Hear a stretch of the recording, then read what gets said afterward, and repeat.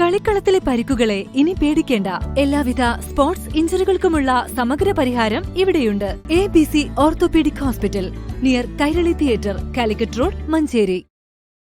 തൃക്കലങ്ങോട് ഗ്രാമപഞ്ചായത്തിന്റെയും കൃഷിഭവന്റെയും നേതൃത്വത്തിൽ കർഷക ദിനം ആചരിച്ചു. പരിപാടിയുടെ ഉദ്ഘാടനം വണ്ടൂർ ബ്ലോക്ക് പഞ്ചായത്ത് പ്രസിഡന്റ് ഹസ്കർ ആമയൂർ ഉദ്ഘാടനം ചെയ്തു.